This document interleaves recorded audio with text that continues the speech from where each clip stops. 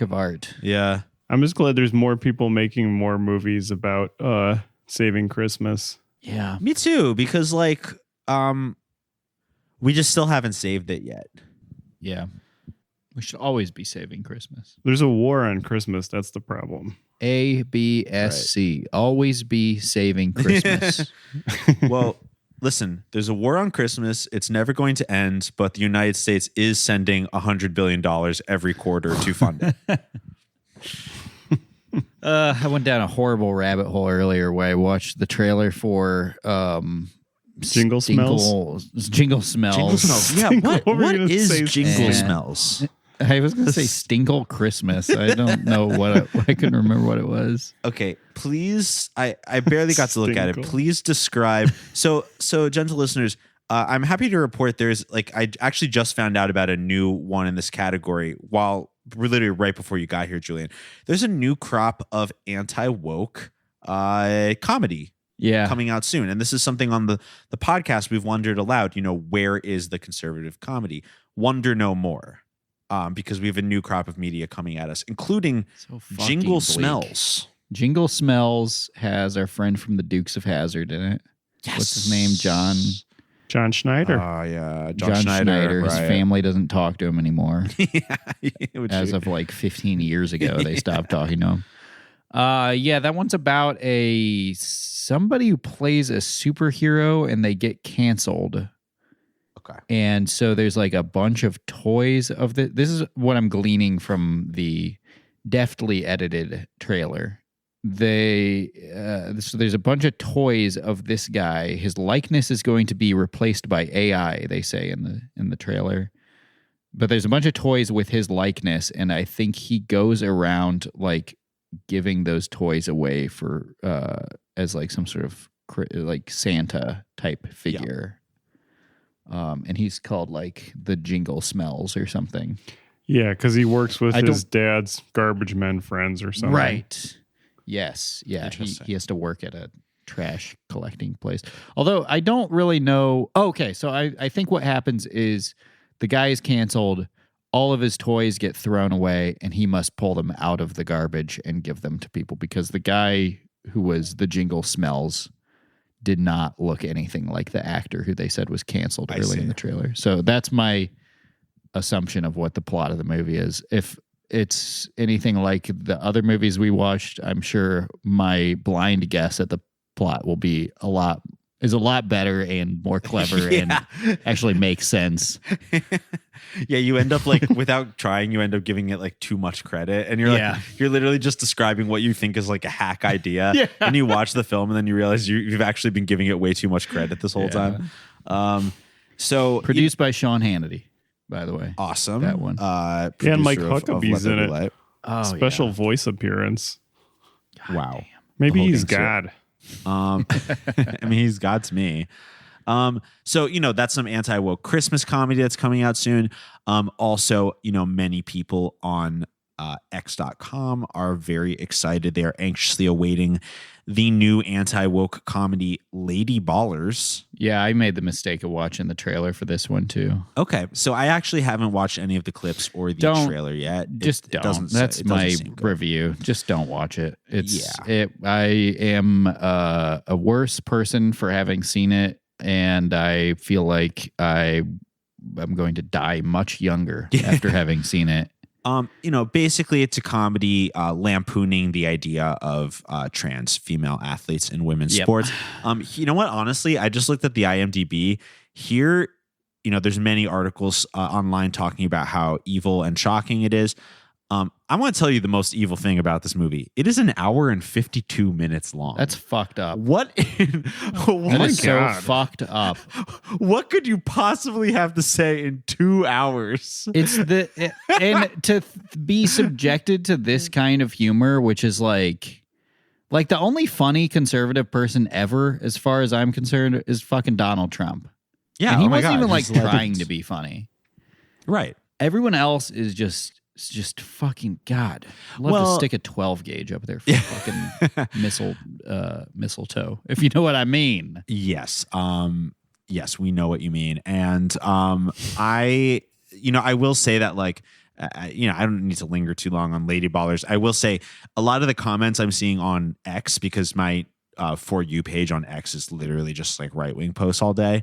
A lot of people are being like, wow, the thing that's so crazy about this movie is it's true, which leads me to believe there's no jokes in the movie. Like, here's the thing, just objectively, whether or not you're like offended by them or not, or whether you think they're like the subject matter is good or not, it's clear to me that there is no like jokes in the comedic sense in this film. It's just going to be like, a cruel farce. Yeah. So I remember 2 jokes from the trailer. One was, it was like a half-second shot of 2 sports announcers reacting to something wild happening, and they were both dressed up as like really offensive Native Americans. Okay. That's a joke. And then the other thing I remember was that they like the team of men posing as women under the guise of being either trans or just identifying as women. They walk out on the court, and there's like nobody in the stands except for one guy sleeping, and the coach is like, well, what do you expect? It's women's sports. Nobody cares, which is, has only been a not funny joke for the past like 40 years. Yeah. People have been, so it's like going to be that kind of humor. Sure. Why can't they get the Zucker, Mr. Zucker to do it? I feel like he would probably do the funniest possible job with that. That movie. It'd be great. I'm obviously can't remember which Zucker brother is the one who's currently who made the conservative comedy that we love so much. What was the name of that film? The one with Michael Moore. It's like a Christmas Carol. Fuck. That one was a 4th of July Carol. Yeah. Oh, An American Carol. An American Carol. Yeah, that movie was awesome. Oh, and they also made this movie already. It was called The Ringer with Johnny Knoxville. And they also, there's many great films about men pretending to be women. Sorority Boys, which I just watched like last year with my friend Casey, and I wrote a letterboxd review saying in the 1800s they used to make 5-hour operas about this plot, and now they conveniently make an hour and a half long movie. I really like Sorority Boys. Also, this is hot off the presses, coming 2024, from the mind of Adam Carolla. Yeah. Mr. Bircham is a no-nonsense junior high woodshop teacher. No, I don't believe so. I think it was just in a related thing when I was, because I also, these are like the 3 things that I was going to say I watched. Okay, so you've seen this too. I just saw this literally minutes ago. Yes, I watched the trailer for this. No-nonsense junior high woodshop teacher who is attempting to navigate a world he doesn't understand or approve of with an all-star voice cast. I'm looking at the ats here. The cast is insane. Megyn Kelly, Candace Owens, Roseanne, Rob Riggle, Kyle Donegan. I don't know who that is. Jay Moore. I thought that was Kyle Donegan. Else. He was he's been on like Reno 911, and he had a podcast with Tig Notaro and stuff. And some I haven't really kept up with a lot of these people, but I'm very surprised to see them in this show, which makes me think, well, Adam Carolla, maybe they signed up to do this before the Daily Wire, or who picked it up? I think it is Daily Wire. Yeah, I think they might have signed up for this before the Daily Wire picked it up. I like Adam Carolla. Like, I don't, there's nothing he's done really in like the last 10 years that I'm interested in, but like, I love Loveline with him and Dr. Drew. I think that's like an all-time show. 30 years I know, ago. But I'm just saying, like, to me, it's like Howard Stern. Yeah. It's like they're both like such good radio personalities that to me, he is like a legendary comedian, but I don't have any interest in like what he's doing recently. He's been like the big anti-woke guy for like the past 10 years. But I'm saying I could see a comedian being like, oh, I want to be on an Adam Carolla thing because like, Yeah, I feel like he's pretty known as like a guy. I just think maybe they just agree with him. Yeah, sure. It looks like dog shit, by the way. Yeah. It also looks like fucking dog shit. It looks like the Bored Ape cartoon that they announced like a year ago. The most frustrating thing about all this shit, including the movie we're going to talk about tonight, it's just not funny. No. They can say, they can be like, oh, you get offended too easily, just like all day long. End of the day, yeah, these people can't write a fucking joke to save their lives, if they were fucking lined up against the wall about to be executed by firing squad, they wouldn't be able to say one funny thing. Right. They'd be like, oh, I've just thought of something. I would say, oh, looks like I'm going to be the triggered one now. That's pretty good. Yeah. It's a pretty good firing squad rapport. You can't even think of a fucking... Try to think of a joke in that situation and you will think of something a million times funnier, no matter what. Yeah, I would say I'm not worried about you guys. I'm worried about the second gunman. I had to workshop that one a little bit. But still, I'm laughing. Thank you. That's because I made a funny face when I said it. Yeah, that's true. You crossed your eyes. Yeah, I did. Yeah, I put my hands in front of my face and then you thought I disappeared. But anyways, I think with that, we should probably introduce our show and get into our somewhat slightly politically incorrect Christmas offering this season. That shit ruined my day, by the way, watching those trailers. Oh, no. It was like 3 minutes of my day, and my day has been ruined. Do you think some of the people who make this shit just kind of conflate like being censored with like being edited down? Because like to your point, Julian, like something like that looks just like so shitty through and through. It's like because nobody anywhere along the way allowed to say anything to the point of like you shouldn't do it like this. Yeah, right. It's like, is there even in the creative process room for anyone to like offer a suggestion? Like real anything? direction. Not even in the sense of like, reeling in the jokes, just like any kind of direction whatsoever. I just think these like people like Adam Carolla who once had success and like he's rich. He's very, very successful from his podcast. Like he is able to just weed out anybody who like gives him notes or criticizes him or anything. So like there's never even a chance for somebody to be like, hey, why don't we punch up that joke or whatever. He's just, the whole process is just yes men or whatever. And then you have fucking, Sean Hannity, executive producer, who's like, what if they called him a Mexican? Like they giving notes like they need to be more racist. Also, just to add to what you were saying, Julian, about there not being jokes, they also don't look good. No, either. That's the other thing. There's no craftsmanship at all, like whatsoever. Yeah, that's what I mean. There's nobody along the way being like, this needs to be better. You need to do a better job. You need to fix this. Some things need to be fixed here. Yeah. Right. Yeah. Because ultimately their only goal is to just put together a package that they can be like, they just put out a turd and then they just put a label on it that says like, this is the anti-woke comedy. Right. And it doesn't even have to be, that's the thing, is they don't even have to do it like that. They don't have to write it that way. They could just say that and people would watch it. And this is probably a trite criticism, but it's like identity politics. It's like, oh, that movie, that person only got nominated for the Oscar because they are from a marginalized group or whatever. It's like the show, all they really needed is just like a product to be like, this is an anti-woke comedy. Yeah. Support this based on your identity. You know? It is very funny how that has like identity politics now to them is like them just saying like, I'm an anti-woke guy. Right. You should like me. Right. And, you have sort of a moral and political obligation to support this art, with your dollar or by saying you're a fan because, it's what they got. In some ways, very much like Christian media. Yeah. We got to support it because we do. You think we could gaslight Sean Hannity into executive producing a remake of Salo? Be like, oh, what are you, woke now? Yeah. It's not woke. No, that's the thing is like, yeah, what would they think if they saw that? It's definitely not woke. That's all I can say. Not woke. Quickly triggered. Sir, this movie is not woke. I think you should invest in it. Well, I think we should get into our media for the day, boys. What do you say? Now that we're all filled with Christmas good cheer, let's start the show. Welcome back to Boys Bible Study Christmas edition. Ho, ho, ho. It's the most wonderful time of the year. By that, I mean 7 p.m. Pacific on Tuesday night, which is frequently when we sit down and record the podcast.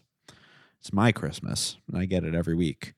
But here, back with another Christmas episode. As always, I'm your co-host, Ash, with my co-hosts, Scott. And Julian. Yeah, and I mean, this is just like a great season to be a Christian podcaster because obviously a lot of Christian-oriented media is geared toward Christmas. It's one of like the 3 most popular stories to make a Christian movie about.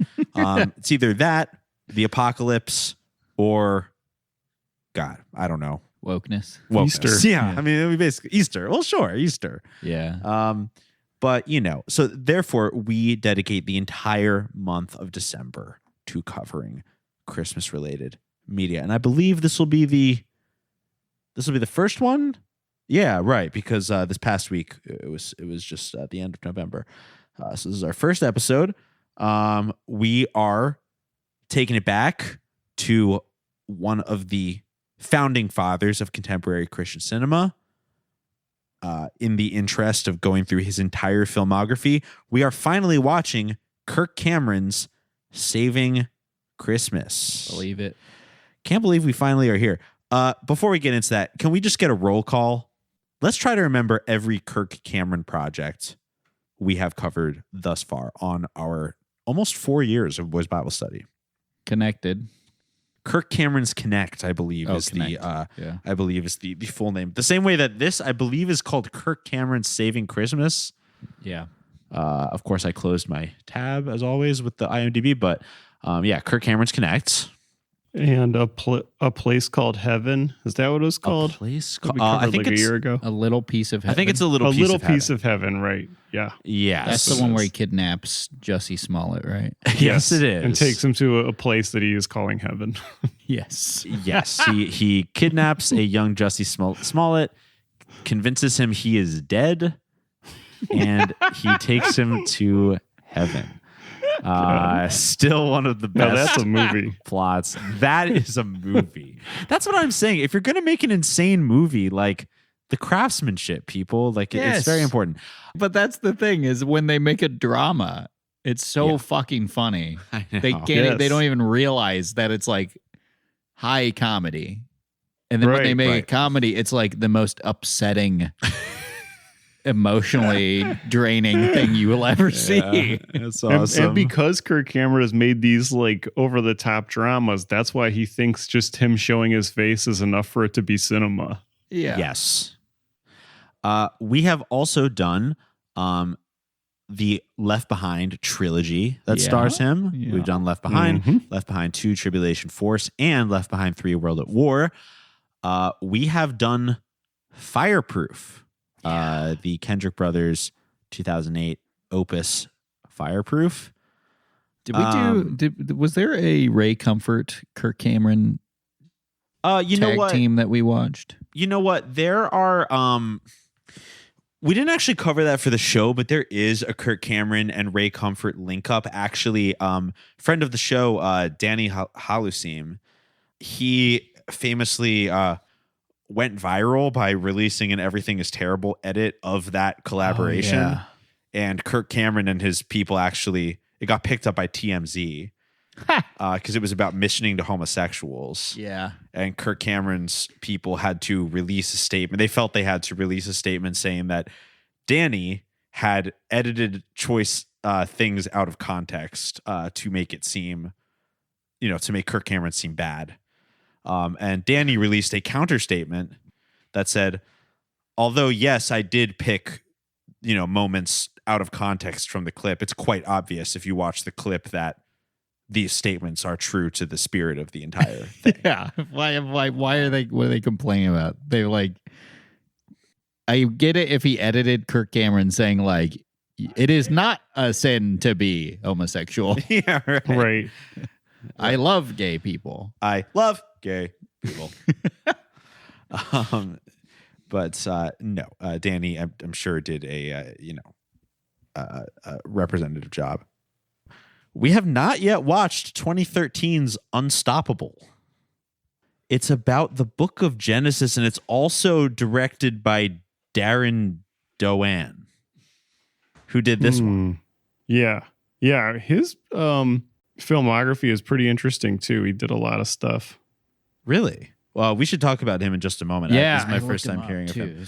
Crazy. We have not done Unstoppable, which is another one of these like stupid, fucked up like docudramas, like Kirk Cameron's Saving Christmas, which we're about to talk about.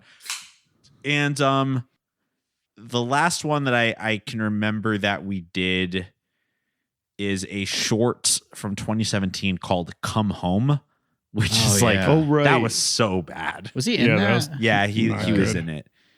It was a really bad short film by what seems to be his protege, Caleb Price, who shot Kirk Cameron's Connect. And this was like writer director Caleb Price's short film. Not good. Very boring. He's also like what, 20 in his early 20s or something? Did we look that up? Who, Caleb? Yeah. Yeah, he seems pretty young. Yeah. Yeah, he's sort of, they have sort of an ancient Greek, philosopher-student relationship, it seems. But today, Kirk Cameron's Saving Christmas, directed and written by Darren Doane. Darren Doane. Darren Doane. What do you think?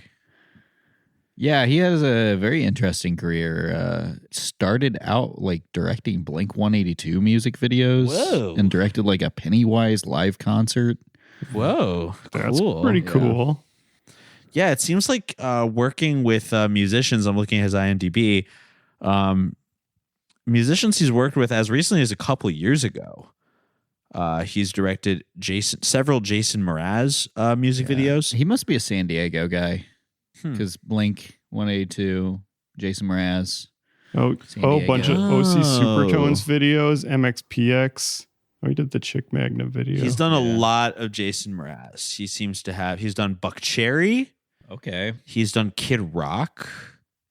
Multiple projects. A lot of Jason Mraz. Yeah, Blink-182, Deftones. He directed Black Friday in 2001. What's that? Good news.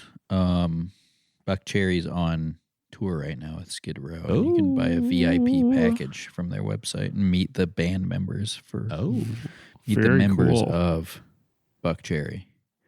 Finally. Yeah. Yeah. Got a lot to say to those guys.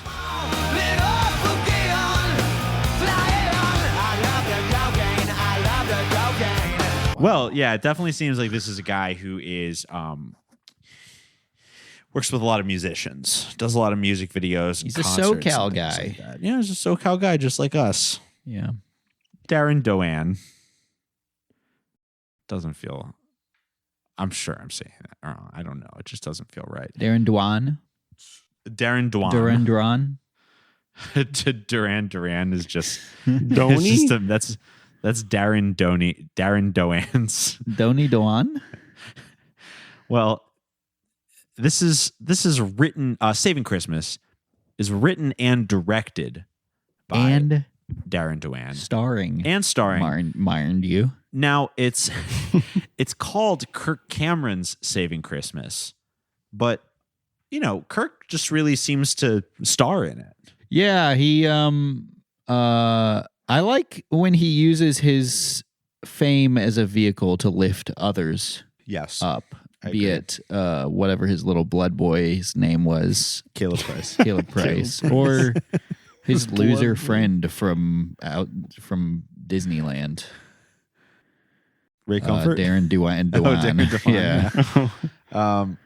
No, I agree. Kirk seems to be like he knows that his face has launched 1,000 anti-woke ships. Yeah. And so he uses that to his advantage. Yeah, watching this movie and knowing that this Darren guy is mostly like a director, mostly behind the camera, watching this movie makes me think that somehow he ran into Kirk Cameron and like Kirk Cameron thought he was like super funny. Yep.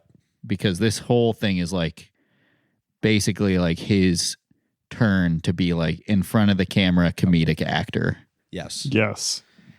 Yeah, because when I looked him up, that's what I was thinking I was going to find. He's like a Christian comedian or something. And not that he directed a bunch of things. It seems like he finally found someone who is willing to fund his comedy that he stars in. Yeah. Whether or not it was originally about saving Christmas when he wrote it, or if it was in fact about Christmas and that's why he couldn't get anybody to pay for it. Darren has been on some other projects. He's been on something that's about like, I think it's called like the free speech apocalypse. Okay. So I would get that he is like a social conservative, possibly like religious guy. Yeah.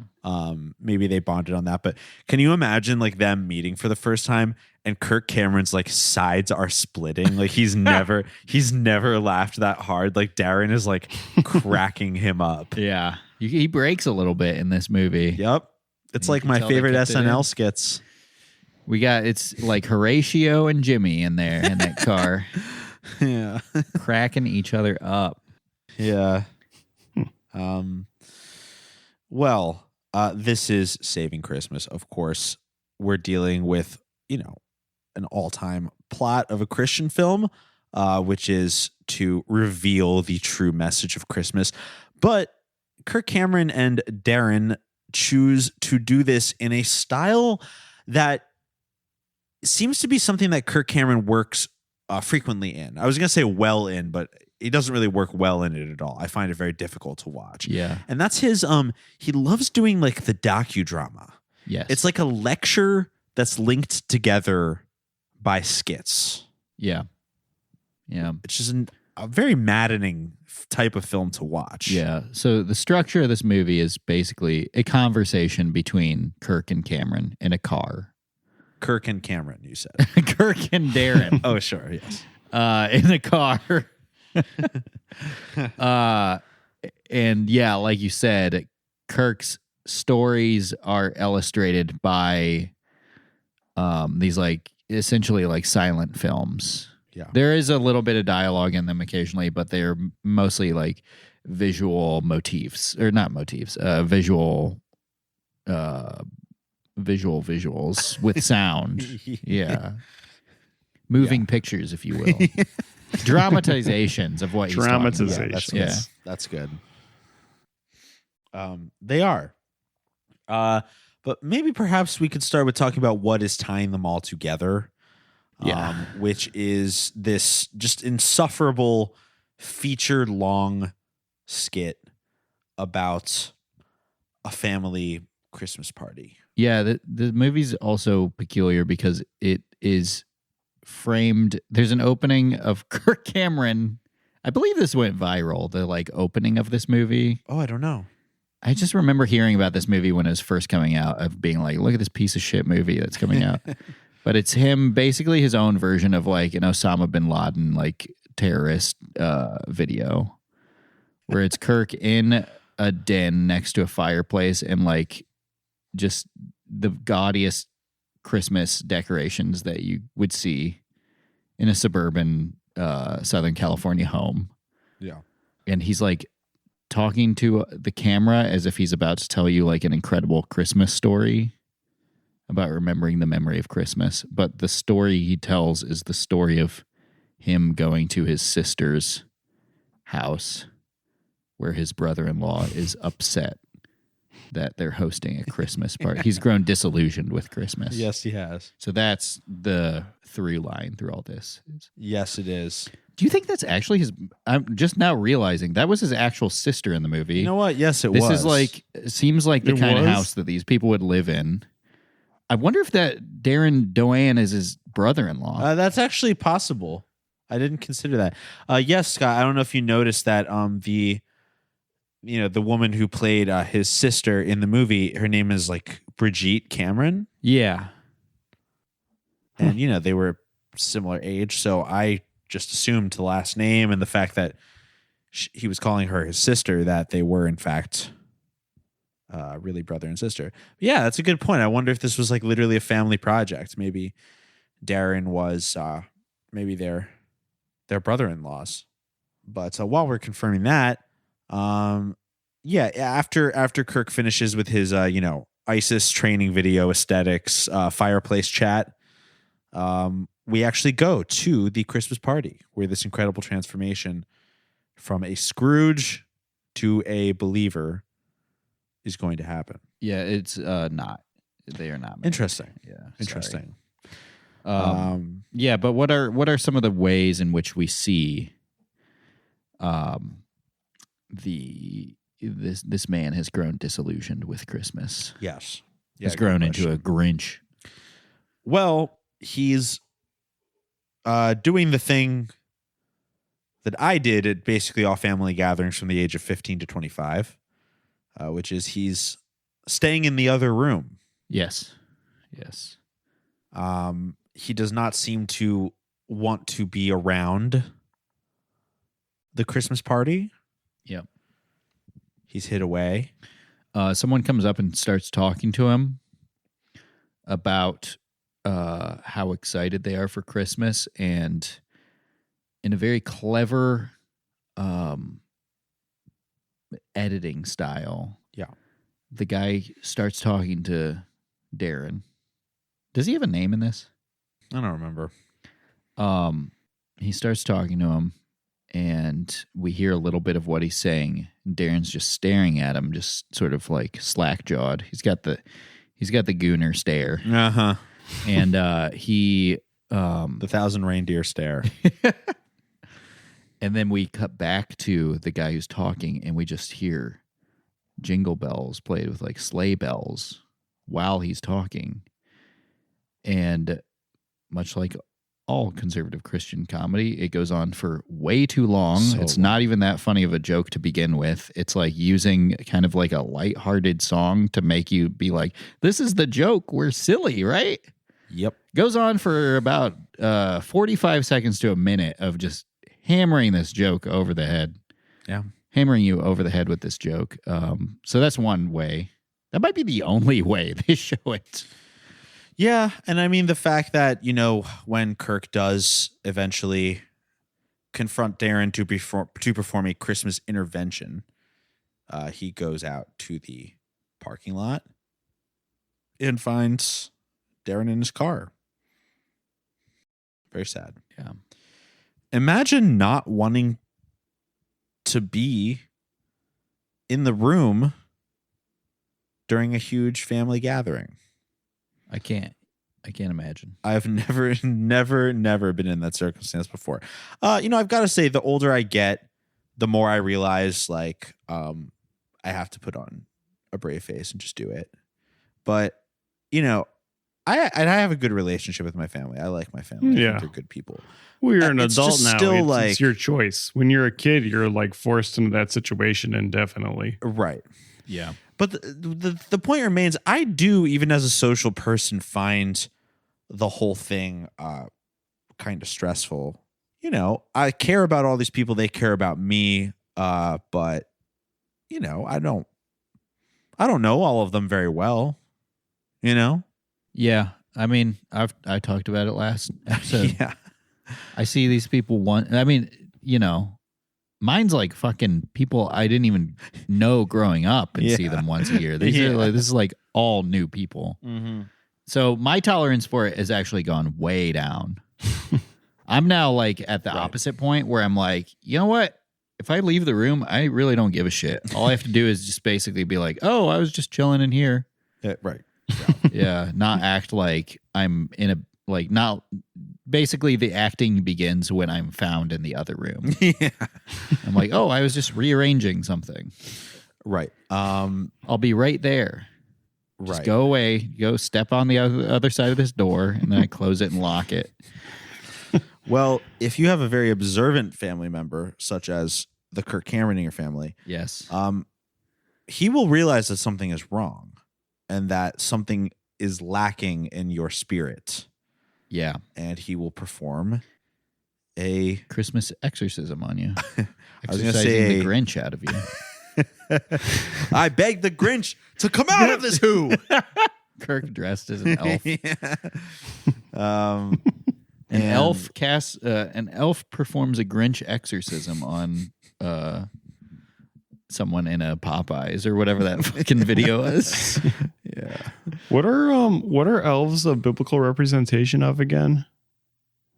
Well, people were a lot shorter back then. Right. Because they didn't have enough nutrition. Yeah. Because they didn't have whey protein. Yeah. But yes. Well, you know what? There's even more we could say about the family gathering. Perhaps we will come back to it. But I want to reveal, if you guys don't mind, the basic conceit of this movie, and why what we're going to see unfold in a couple different examples.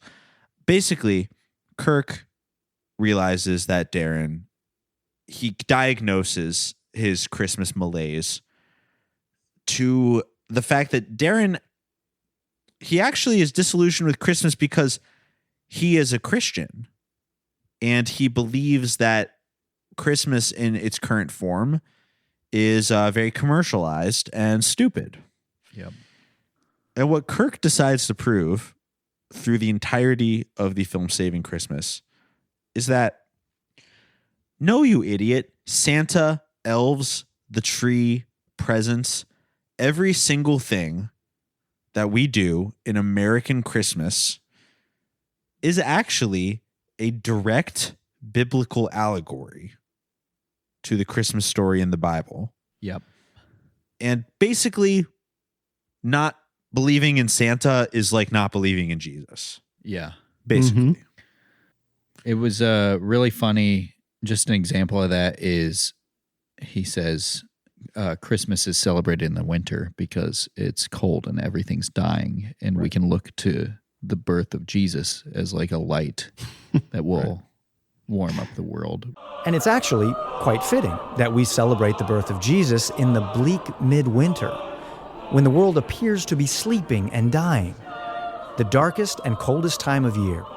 Right then, at that time, we're proclaiming the turn of history from darkness to light, from coldness to warmth, and from death to life.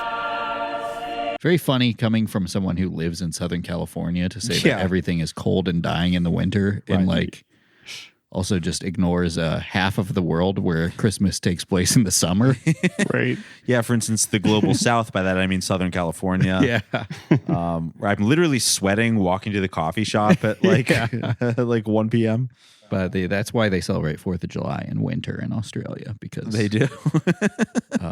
America's shining. The fireworks are a symbol of America leading us out of the darkness. Yes, where it's cold and they need hope, they look to the American spirit. Sorry, what were you going to say, Scott? Oh, this is just, it's why it's based on American Christmas.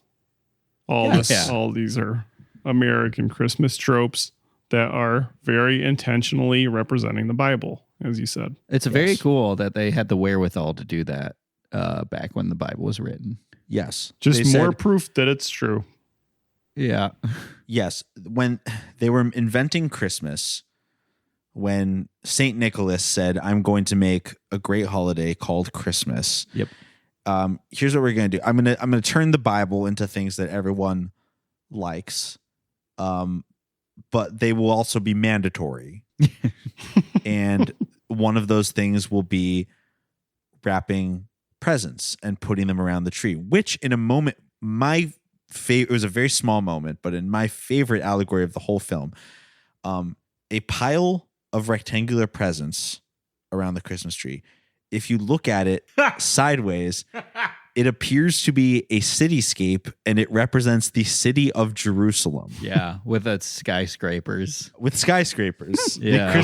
The Christmas allusion, the biblical allusion to the skyscrapers of the modern city of Jerusalem. Yeah, which Jesus Jerusalem, was where Jesus was born in, by the way. Oh, Yes.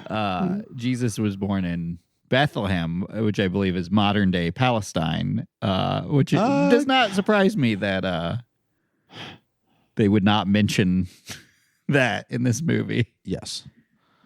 Hey, Bethlehem, if presents Pennsylvania. represent Israel, then why isn't the American government sending me $200 billion to pay for my Christmas gifts? Just saying. Yeah, it was awesome. It was awesome that they were thinking of us when they wrote the Bible.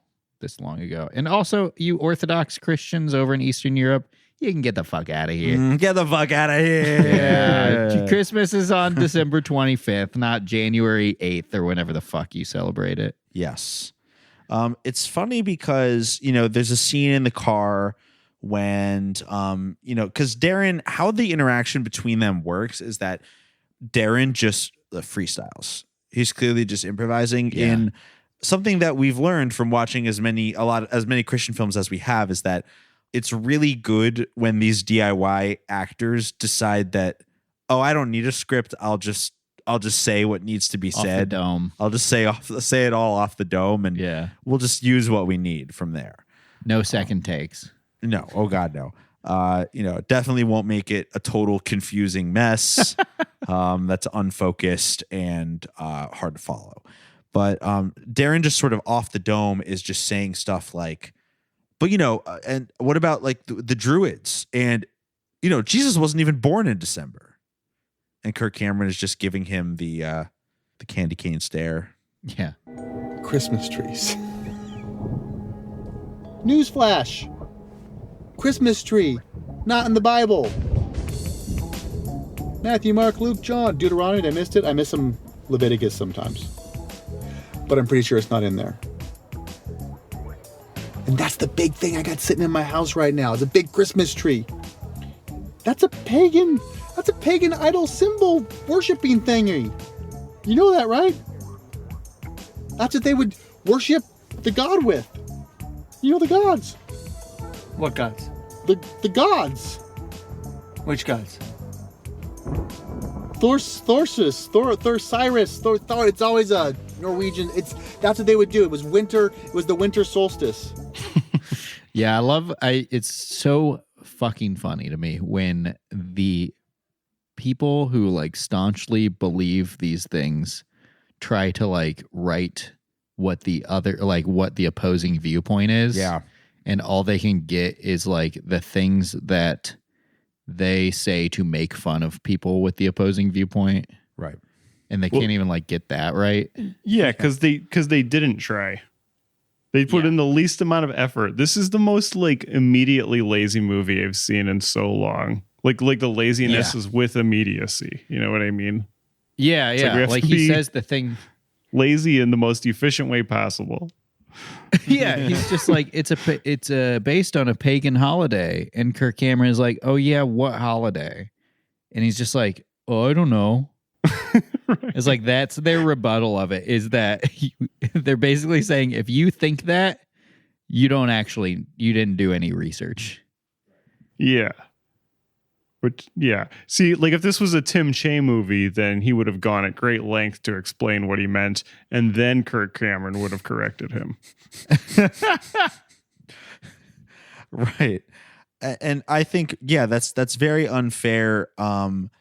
You know, the movie just basically says, if you have any historical, not even an argument, but if you even just have any sort of historical information about, because again, the premise of the film is that the way we celebrate Christmas right now with Santa Claus, presents, everything else, is the perfect way to celebrate Christmas. Again, that's not even, it's not even saying, you know, I mean, other Christian media will say like, oh, you know, Christmas is fun and this is the way we do it, but Jesus is the reason for the season. Kirk Cameron is literally saying like Santa is the reason for the season because Santa is Jesus. This is an argument I've never quite seen. Yeah. Like, but, spiced ales, like the spices that the 3 wise men brought. 12 reindeer. What about the 12 apostles?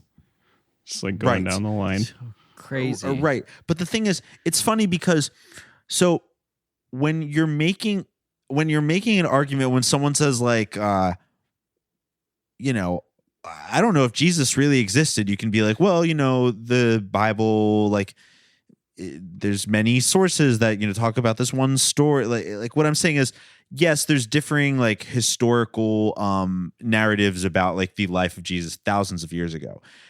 It's a lot easier to trace when modern day Christmas started being, we're talking about like the past like couple hundreds of years. Yeah. And like you can literally just go on Wikipedia. It's not like oh, if you learned ancient Greek and Aramaic, and then you can like really learn, you know, when these texts came about. It's like, no, you can literally just like you can go online. So for this movie to be like, if you doubt Santa Claus, then you haven't done your research. It just doesn't make any sense, because it's so easy to find concrete narratives of like when Santa started entering the picture here. I wish it's a lot newer than Jesus. It's also like just one step away from basically saying like, if you celebrate Christmas in your own way and have your own traditions within your family, then you are like offending. You are being blasphemous. Yes. Right. By not having like a Christmas tree and presents. Yes. Literally blasphemous to not observe Santa. Buy presents for your like family. One step in the other direction away from being like just like its own thing that's not Christianity. Yeah, it's Kirk Cameron is like so, and there are many people of his age and slightly older that I don't even necessarily think it's like the holiday has anything to do with Christianity to them. They're just a weeb for Christmas. Sure, like they just love the colors. Just admit it. Just say that. That's okay. It's okay to think it's fun. Yeah, that's our generation has Halloween. Exactly. Are we going to make movies now in the future that say like, oh, actually, Jesus rose from a great pumpkin? Right. It's blasphemous for you to not celebrate Halloween because Halloween equals Jesus. Yeah. That's the thing. It's just like, this is such a weirdly ambitious argument. Yeah. That is not at all executed, because it really just insists that you can't look anything up. Yeah. The only information you're allowed to know is what's currently in your head. Mm-hmm. It just doesn't make any sense. And nothing he says like negates the things that that Darren was upset about. No. Like he's upset about like the commercialization and like capitalist aspects of Christmas, and Kirk doesn't really say anything to argue against that. No, not at all. Not at all. Yeah, he points out like how people end up not needing most of the stuff they get and like throw stuff out, or it only gets played with for a week, and where all the money and like extra food could have gone to help people who need it. And he does not touch on that aspect in any way whatsoever. Yeah. Yeah, Kirk is just like basically literally just shrugged his shoulders like, I don't know. You got a problem with Christmas? That's good. Yeah. Yeah. It's good because presents are Jerusalem. That is so crazy. You got to get yourself checked for a traumatic brain injury if you're like looking at the presents and seeing the sprawling metropolis of Jerusalem. What are some of the dramatizations? You know, I will say they are shot at a very high resolution. Yeah, they had a very nice camera to shoot these. Yes, in glaring contrast to the wraparound narrative, right? Which seems to be shot on a camera that has two buttons. One is make it look shitty, and the other is slow motion. Could have absolutely been done on an iPhone. Whatever the one was out in 2014 could have been that. Yeah. Yes. However, yeah, they shot these dramatizations at a high resolution. Okay, the funniest one for me was the weird, like, grimdark Santa one. Yeah, that's the one I remember. I watched this movie, I want to say like 6 or 7 years ago, and that's the one that I remember the most clearly, is that the weird, way ahead of its time, actually, this is 2014. Yeah. Not that far ahead of its time. The like gritty reboot of Santa Claus. Yes, it was like literally aiming at that. It's just a really funny moment where you see Dark Santa sitting at the table, and a girl, wearing like olden time clothes, walks in and goes, "Sir," and Santa goes, "Go away." Yeah, that's Mrs. Claus. That was Mrs. Claus. That was his child bride, no. Mrs. Claus. It was also funny how he introduced that part by saying, But let's not make it, boring like it actually happened. Let's make it look like Lord of the Rings, which it's funny to admit that the true story is like too boring to make you interested in it. Yeah. And that you have to like basically lie to make you interested in it. Right. Also funny to say, let's make it look like Lord of the Rings about almost 10 years after the last Lord of the Rings movie came out. Yeah. You couldn't think of Nope. any other reference. Well, we've talked. It's been a theory of ours on the show that Christians are about 10 to 15 years behind with their cultural references. Yeah, it's the Midwest of religions. It really is, and that's why Christian music to this day still sounds like Edward Sharpe and the Magnetic Zeros. Yeah. And why in 2014 they were like, "Oh yeah, Lord of the Rings." Yeah, they couldn't have said like Hunger Games or whatever. It had to be Lord of the Rings, but. Grimdark Santa, they literally say at one point Santa was a bad dude. Yeah, which of course Joe reminds Biden me of style. Joe Biden. Yeah, which reminds me of Joe Biden's corn pop story. He's not too far away from saying Santa Claus was a bad dude. no. Telling some story about him and Santa Claus. Yeah. Yeah, the amount of like implied and shown violence in that part is kind of shocking to me. Yeah. Because Santa That, like, murdered he's- somebody in the story, right? He's trying to win someone over to like Christmas the way it's presented in this film, which is like a happy holiday that we're like he's just appealing to everybody who's like has any doubts about Christmas, including people who want Santa Claus, who like drink like Black Rifle coffee, Right. and take like nootropics, Yeah. like testosterone supplements. Like he's got a Santa Claus for them who murders people for not believing in Christ. Very strange. I think he says in the movie that Santa smited someone on the cheek. It's really funny. So I don't know if he just meant he like slapped a guy, Yeah. and the movie like made it seem more violent than it was. Guy was joking. Guy was at the Oscars on stage joking about Mrs. Claus? Mrs. Claus. And somebody came up and slapped him. The Krampus came up and slapped him. Or wait, I guess Santa came up and slapped the Krampus. Anyway, point being, Yeah. we get a grimdark Santa Claus dramatization of Yeah. Kirk Cameron.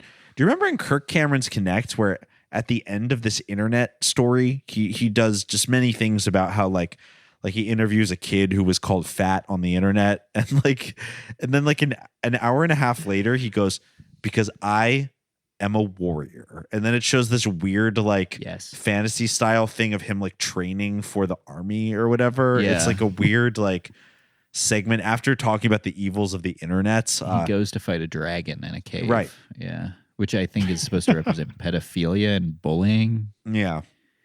There's a lot of representation happening here. There's Basically look like Lord of the Rings. Yeah. you're kind of really His dead. favorite movie. Kind of really Which, dead. you can actually see they were laying the groundwork for that in the Bible thousands of years before Lord of the Rings came out. Yeah. Right. Santa and Christmas is a representation of the Bible. The Bible is a representation of Lord of the Rings. Yes. Yeah. If you don't believe that Gandalf the Grey came back as Gandalf the White, then you don't believe the spirit of Christmas.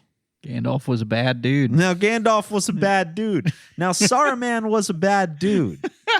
Gandalf giving that speech. I want you to imagine this a little more Lord of the Ringsy. Yeah, the structure of this movie was it was just like whatever. I'll let Frodo whatever touch you my want. leg hair. Sorry, just got to say that again. Oh, just the structure. This structural style is just like Yes. whatever. Just like edit it. In what order? Just edit it. Yes. Yeah, for real. I mean, I'm so surprised that the guy who wrote, directed, and starred in this has such a prolific career in filmmaking. I know. Because this was like dog shit.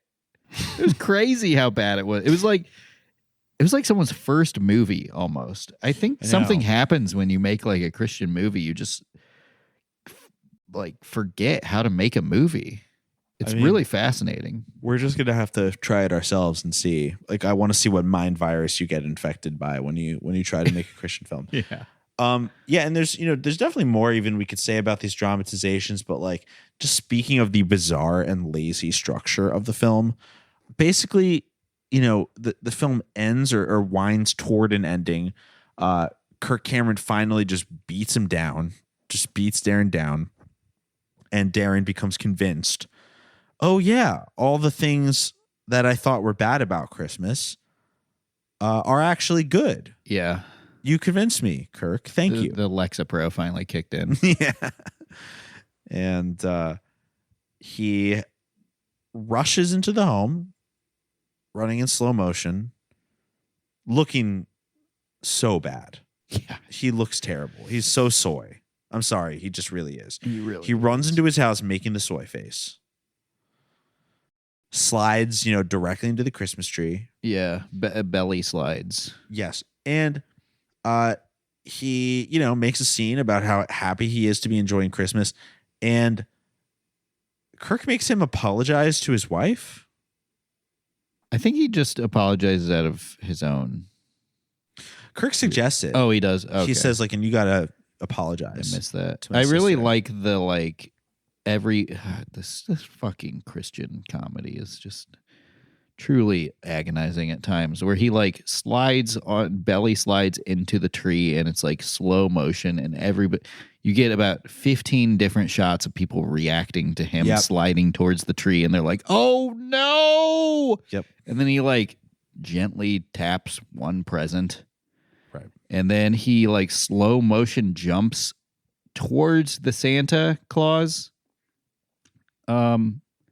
and lands on the couch next to him, but the whole time they're like, no. Right. And then they just take a bunch of like not even silly pictures. But this movie, so many fucking montages. We haven't even gotten to the big one. Which, what is the big one? Yeah, so he apologizes to his wife. I was really hoping that she would have no lines, because it was just really funny how she was like confined to the kitchen, just wandering back and forth, like kind of giving concerned looks. Yeah, like a sim where you remove the door from the room. Yeah. And so once all this is resolved, we are treated with a giant shades of Bollywood, really. Epic dancing montage. Yeah. For, I think, the last 20 to 25 minutes of the movie. Yes. Is literally people doing OA dances to summon Santa Claus to what was it? Family Force 5? Yeah, was Family Force 5. Doing some Family Excelsis Deo remix. Yes, Angels We Have Heard on High. Come on, people, let's do this. Yeah, I want to see a choir in here. God Squad, you know how we do. Oh, Marshall Foster's in the house, kicking it old school. The enemy, you know how we do it. Alto, sopranos, and tenors. Let's do this, baby. Angels we have heard on high, sweetly singing o'er the plains and the mountains in reply, echoing their joyous strain.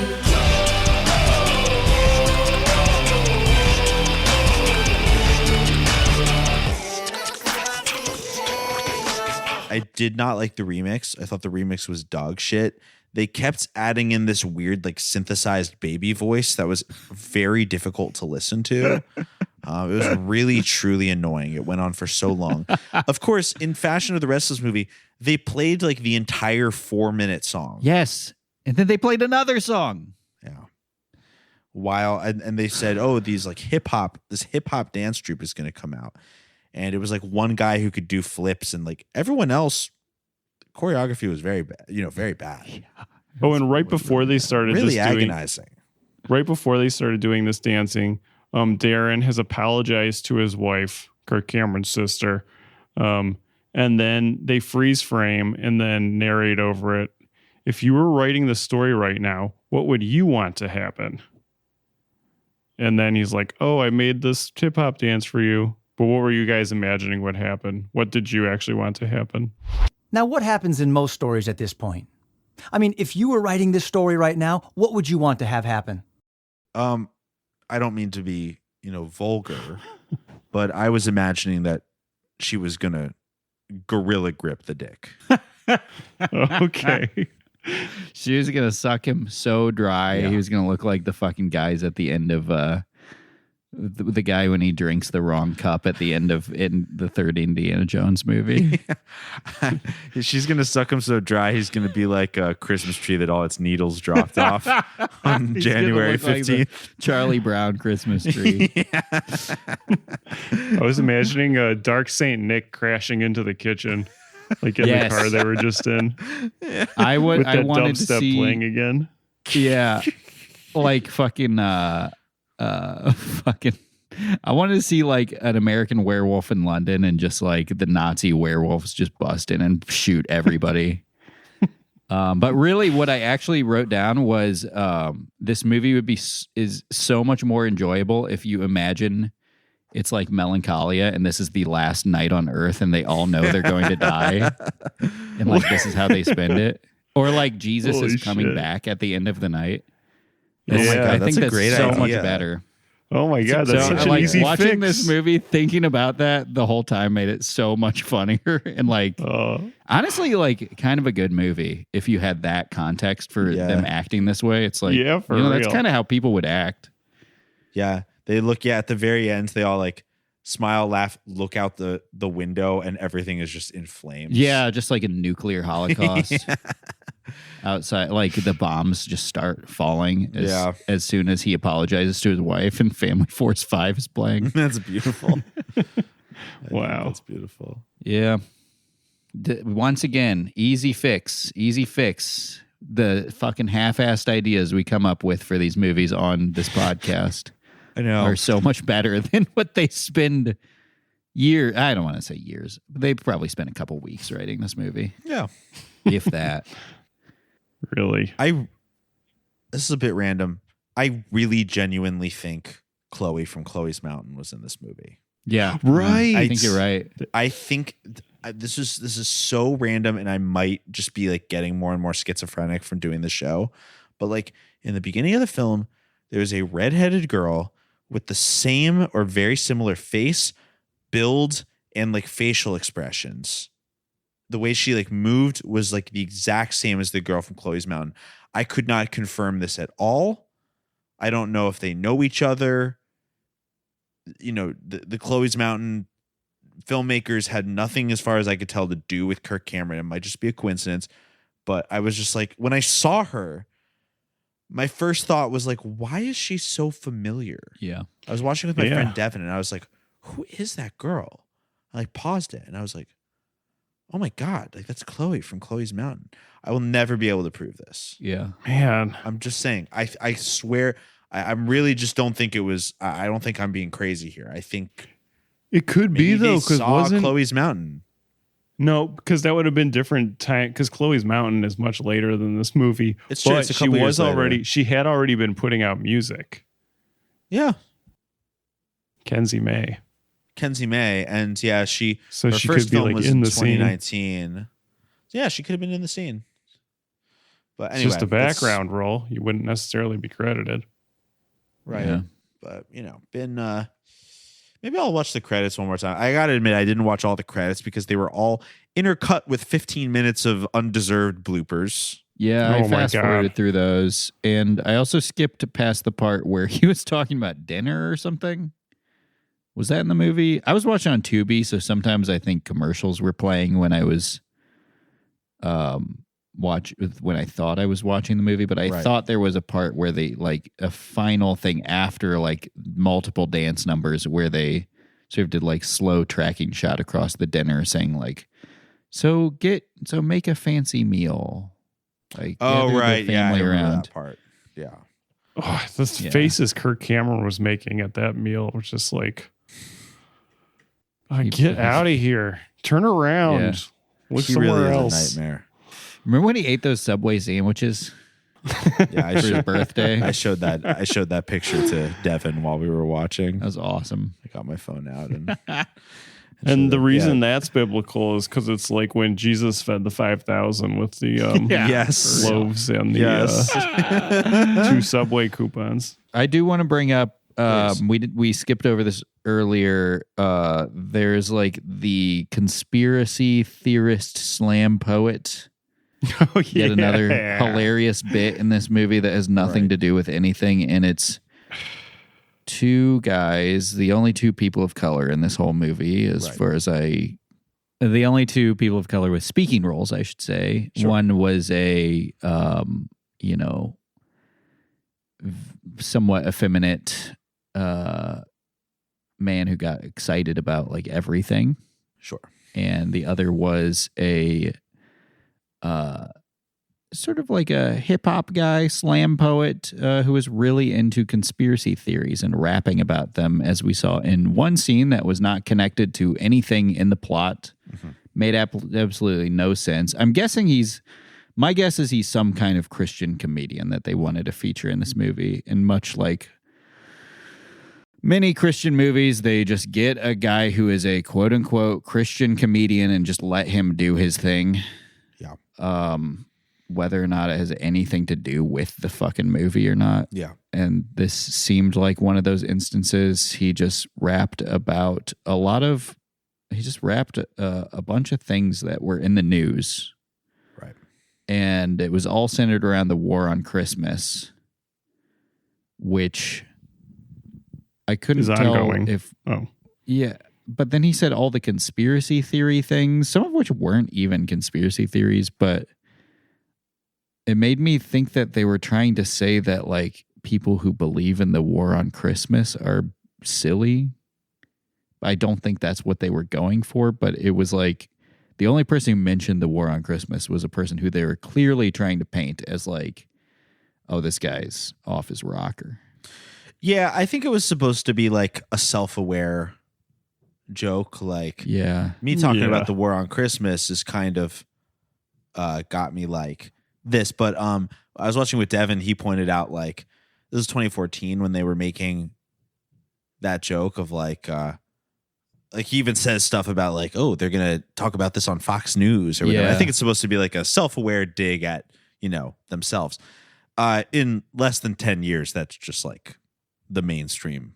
Yes, it's just mainstream. He was just a QAnon guy. Yeah, no, he basically they were doing like a joke about a so-called crazy conspiracy theorist, but that would just literally become mainstream political thought. Yeah, in not even 10 years. That was 2014. It was like 3 years later. Yeah. All right, man, check this out. We got to go on the offensive. It's like the rapper Sugar Free said, if you stay ready, you ain't got to get ready. They're already taking away our freedom of speech. I can't say Merry Christmas at work no more. I have to say Happy Holidays, but I am not in the days. I am wide awake. It's deeper than that, though. You heard about Area 51? What about Area 52? That's where they're keeping all the mangers and trees and nativity scenes they keep taking down. Speaking of down, you know why the Pope really stepped down? Da Vinci Code, right? Wrong. There's a whole Picasso Code. I'm actually still working on that one. Come on, man. They got fluoride in our water.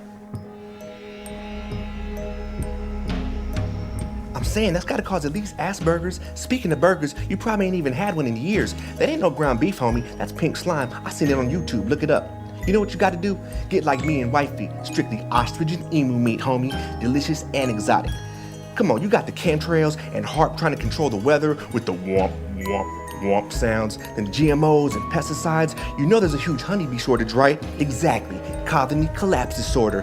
Oh, that rhymes with New World Order. Coincidence? I think not. I saw loose change. I know what's up with the whole Koch brothers, Halliburton, Dick Cheney, Enron, Fannie Mac, Freddie Mae tie-in. But I mean, that's obvious. Look, man, I saw it on Fox News, so you know it's true. War on Christmas. It's everywhere. Also love how they were like, he was like, don't look at me and put the coffee mug over your mouth so they can't see us talking. Right. So we can change this out later to make sense. Yeah. Right. Which led to a very shitty dubbing of this crappy fucking rhyme thing he was doing. Yeah, very strange. Yeah, that was definitely one of the most bizarre moments of the film. I do want to point out, it did say this was presented by Liberty University. Right. Oh, awesome. So they had a stake in it. Yeah. Goes straight into a ska rendition of Silent Night. Yes. That's how it opened. Yeah. Fam Pictures or whatever.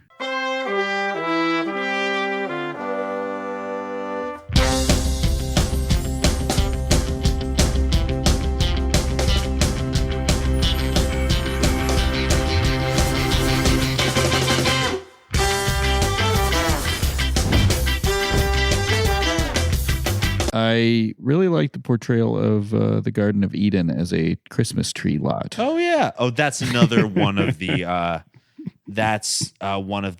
illusions we didn't cover yet. Yes, Yeah.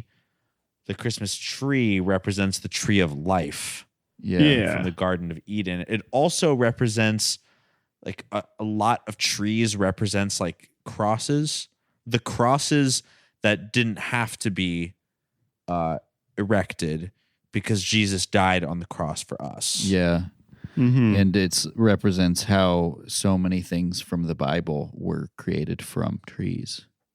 Right. Much like so many things in all of the world and history. Right.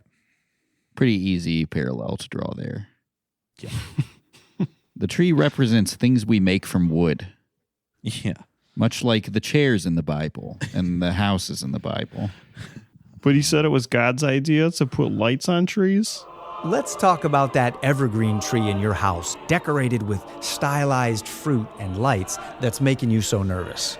You're anxious because you can't find it in the Bible. Well, let me help you. When God created the world, he filled it with trees. He hung fruit on the trees. When it was time for him to build his house and make it beautiful, God brought trees inside. The walls of his temple were frescoed with images of trees. The lampstand in his tabernacle was an almond tree. And guess what he placed on the branches of the tree in his house? Lights. Beautiful green trees decorated with fruit, shimmering with lights inside a house. That's God's idea, not the Druids. This all goes back to the very famous like Christian folk wisdom about the candy cane and how the candy cane is like a symbol of Jesus. By the way, this is not true, but this is one of those things that like in church, like you get Christian bookstores, you can buy like a Christmas gift as just like a candy cane in a bag, and on like a little note card it says like the story of the candy cane. Yeah. And it's like the red represents Jesus's blood, the white represents Jesus's purity, and like turn around to the candy cane and what is it? A letter J, and that's for Jesus. Yeah. But it's just one of those things where Christians, what I'm trying to say is Christians have a habit of retconning like basically public domain, I mean that in the figurative sense, like cultural objects as being like very deliberate Christian allegories as just a way to be like, wow, I guess you can see Christ in everything. And it's like, hey, sure, if that makes you feel better, you're not hurting anyone. Yeah. But it's just like, it's chain email thinking. yes, it is. This is why why we will not be able to answer this question, but it's been an ongoing theme since we started the show. What is it with Christians and like chain email thinking? Yeah. We're in like a fucking chain email society right now. We are. I had someone tell me that the government purposefully puts all photos of the civil rights movement and Martin Luther King Jr. in black and white, so it looks like it was a long time ago, like a much longer time ago than it was. Interesting. That's not true. It's just that in the 60s, black and white film was still like way cheaper than color film. I love that. I mean, that's why Night of the Living Dead is in black and white. Well, no, because they made it a long time away, so we would be alienated from the idea of zombies. Yeah. We wouldn't take it as seriously. That zombies were like all died of old age. Yeah. Very fucking chain email thinking with the what was the other thing that they said? Fuck. I mean, there was a lot of things like that in the film. What does stockings represent? I don't remember that one. Those are the that's the cloth that baby Jesus was wrapped in. Was it? Okay. Well, those represent that he had abnormally sized feet. Well, okay. Those represent the socks that he wore. I see. On the cross. And he's On always the like cross. washing people's feet too, right? He was. Yeah. But see, this is the thing. We don't even need the movie. Like we can. So this is what you do. You pick a custom. We could do this for Halloween. Like, the pumpkin. Yeah. What does that represent? Well, there were plants in the Garden of Eden Yeah. that Adam and Eve were given dominion over. So, the pumpkin represents how God bequeathed us the gift of cultivation. Yeah, and from the earth. We could do so much with the things that were found in the garden. Yes. You can make a pie out of it. You can make a decoration out of it. The pie, the pumpkin pie. This is my body. And we're full of goop until God forever. scoops us out and puts in a light so that we can shine and smile. Yes. That's our soul. The candle in the jack-o'-lantern represents our soul once we've found Jesus. Yes. And the ghost, the Holy Spirit. Of course, yes, represents the Ghosts, whole skeletons. Skeletons. Skeletons represent... they represent the death that we don't have to die now that we have eternal life. Eternal life, Jesus. yeah. Dancing. You walking around like a skeleton. Right. Dancing. Dancing around like a skeleton. Yeah. I didn't understand the whole night thing, or the soldiers or whatever. They had he was looking at a nutcracker. Oh, and he was like, these represent the soldiers of Yeah. of That's when I was really who like, was the guy's okay. army? Oh, I don't know. Where he was like, these are bad guys. I think like but the we put Roman them soldier around. by the Yeah. cross or something. Yeah, I didn't understand that because he was like, these are the Nutcracker. mighty soldiers who tried to kill Christ. And it's like, yeah, but you put them up like they're fucking like we need to collect decoration. We need to collect every nutcracker and burn them. Nutcrackers are an abominable symbol. Yeah, and this elf on the shelf represents. I really wish he had done Elf on the Shelf because it came out like 3 years before this movie. Yeah. What would the elf on the shelf be? We gotta come up. We gotta think of it. That's God because you put it up so high on the shelf, And he's always watching. and he's always watching Well, you. And you have to find him. You have to look sometimes you have to look all over to find him. For Jesus in this world, because sometimes this world feels so empty. And sometimes he's in the TV cabinet. And other times he's on the grandfather clock. Yeah. No, you know what I was going to say earlier was this is fucking just, you can tell him and Ray Comfort are on the same wavelength because this is just the fucking feature length banana video. Yeah, it so is. Where it's just so easily he just saw a thing and was like, yeah, retconning history to be like, God made the banana this way. And immediately you could spend 2 minutes of research to find out that like man made bananas that way. Right. Yeah. And I think it's kind of offensive because God made man and then man is able to do all these incredible things, or woman. That's yes. Yeah. And it's sort of just like saying like, it's like it's like the opposite of what people do when they're like, oh, God saved me from this from this gunshot wound, and it's like the doctor's like, I fucking saved you from this. Yeah. What about me? Yeah. The doctor's saying, what about me? The Christians are like, oh, God made Christmas this way, and pagan man is like, oh, what about me? What about me? Yeah. Yeah, I agree. It just seems like it's dishonoring to intentionally misremember history. Yeah. Because that's not what happened. Yeah. Couldn't you just be like, we made Christmas a happy holiday where we spend time with our families and give each other gifts, and we all like sort of celebrate our love for each other in honor of Christ. And like these Christ are worldly brought us all customs together. that are fun, and we love them, and it doesn't have to be, legitimized by me being like, the Nutcrackers tried to kill Christ. My baby Yoda, ornament represents the baby Christ. Yes, in the baby manger. Jesus. And they wrapped baby Yoda in swaddling cloths. Yeah, Boba Fett wrapped baby Yoda in swaths. Ooh, Well, they call them Jarbons in the Star Wars universe. There's got to be a Star Wars nativity you can get with like baby Oh, Yoda I'm sure. as baby Jesus. Yeah.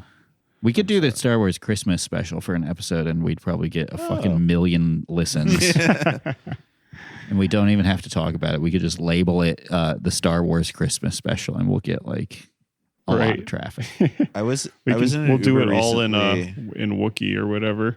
Yeah. I was in an Uber recently, and the guy was like, there were two streets next to each other. He was like, "Is it this one or this one?" And I don't know. I said, "This is the way." And he was like, "Is that a Mandalorian reference?" Oh my God. And I was like, "What?"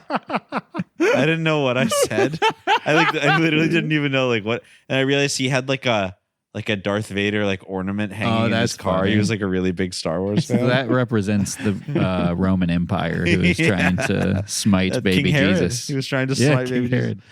Well, If we did Star Wars Christmas special, we should give it the Saving Christmas treatment and draw all the parallels. And yeah, Ooh, that's good.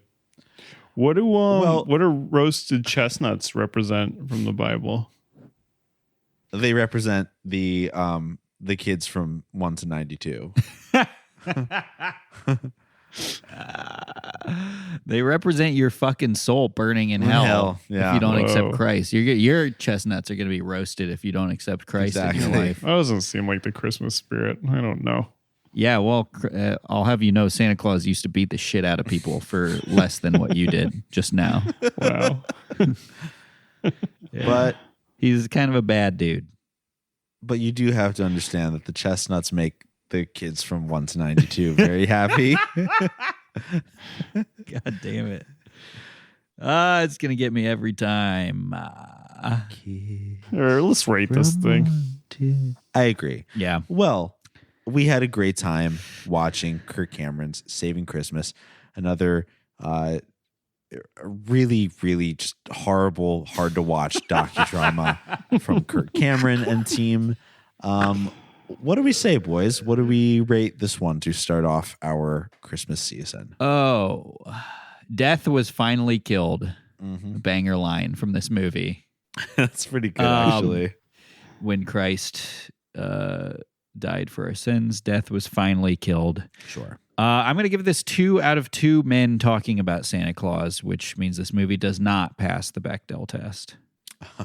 Okay. I feel like, I don't know why I put this off so long. I feel like I now see Christmas through new eyes, and I'm going to have to give this 2 out of 2 nutcrackers guarding the tomb. Jesus' tomb. I would have loved to seen one like a recreation of like the biblical times, but with the nutcrackers That would be taking very the place fun. of the Roman soldiers. Yes, that would be very, very fun. And a giant roast chestnut gets rolled in front of the tomb. Dude, that dude's edible kicked in so hard when he was fucking moving that nutcracker in front of the snow globe to represent the soldiers going after the nativity scene, I think is what they were implying. I guess. No fucking sense. Well, as for me, I enjoyed every moment of Kirk Cameron's Saving Christmas. It was one of the most soy movies I've ever seen. So I'm going to have to give Saving Christmas 10 out of 10 cartons of lactose-free eggnog. Whoa. Because- Soy nog. Yeah, soy nog. Because this is a family tradition that you can enjoy even if you have a sensitive tummy. Yeah. That was And what I thought about the Saving soy Christmas. nog represents the It represents the world without Christ's love in it. yes, the egg of the universe. The egg Christ. is the universe, and could we crack it? Yeah, you gotta That's crack what the it egg is. open to get. It's like Jesus leaving the tomb. Yes. You can't. Jesus died for our sin because you can't make an omelet without cracking a few eggs. Yes, that's what God said when Yeah. Jesus died. He said, "Oh well, you can't make an omelet without cracking a few eggs."